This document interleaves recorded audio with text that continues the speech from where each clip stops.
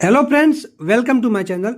મિત્રો, આજે આપણે વાત કરવાના છીએ LLB સેમેસ્ટર 3ની આવનારી એક્ઝામના મોસ્ટ આઈએમપી પ્રશ્નો વિશે, જે તમને આવનારી એક્ઝામમાં ખૂબ જ ઉપયોગી સાબિત થઈ શકે છે. તો વિડીયોને એન્ડ સુધી જોવો, અને જો તમે મારી ચેનલ પર નવા છો તો ચેનલને સબસ્ક્રાઇબ કરવાનું ના ભૂલતા. Labour and industrial law 1 question 1. ઔદ્યોગિક વિવાદ ધારા 1947 અન્વયે હડતાલ અને તાળાબંધીના ખ્યાલની કેસ લો સહિત ચર્ચા કરો. Discuss about the concept of strike and lock out with case lose under the industrial disputes act 1947. Question 2. Gujarat ઔદ્યોગિક સંબંધક ધારો 1946 હેઠળ સામૂહિક સોદાબાજીનો ખ્યાલ વિગતે કેસ લો સહિત સમજાવો.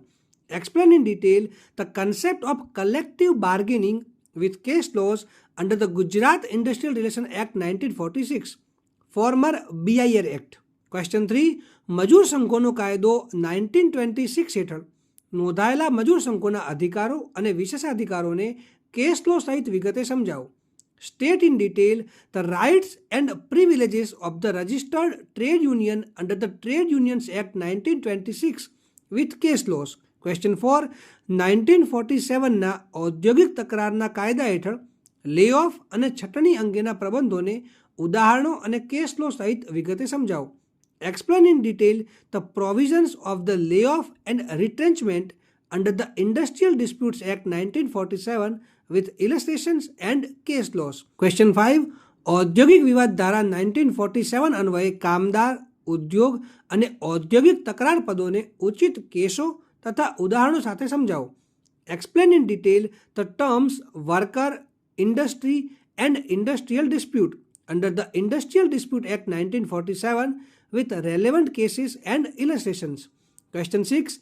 1946ના ગુજરાત ઔદ્યોગિક સંબંધક ધારા હેઠળના વિવિધ સત્તામંડળો અને તેઓની સત્તાઓને કેસ લો સહિત વિગતે સમજાવો.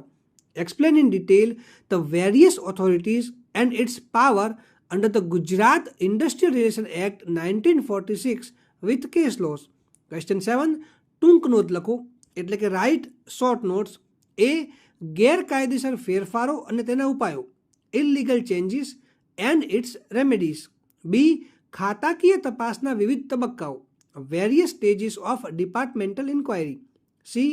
મજૂર સંઘના કાયદા 1926 હેઠળ મજૂર સંઘની નોંધણી, registration of trade union under the trade unions act 1926. અને ડી. સ્થાયી હુકમો અને નમૂનાના સ્થાયી હુકમો, standing orders and model standing orders. મિત્રો, જો તમને કોઈ બીજો પ્રશ્ન હોય તો તમે કમેન્ટ સેક્શનમાં મને પૂછી શકો છો, અને આ વિડીયોને લાઈક કરો, વધારેમાં વધારે શેર કરો, અને મારી ચેનલને સબસ્ક્રાઈબ કરવાનું ના ભૂલતા.